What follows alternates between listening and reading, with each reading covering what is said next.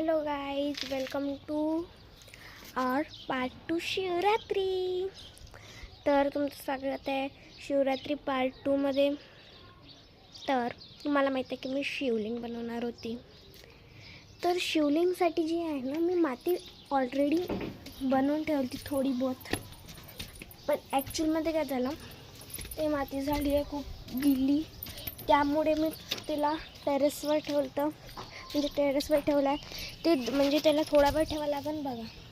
ही खूप गिल्ली झाली आहे ना, त्यामुळे आपण याला सुकू देऊ थोड्या वेळ, आणि सुकल्यावर त्याचं आपण बनवून शिवलिंग।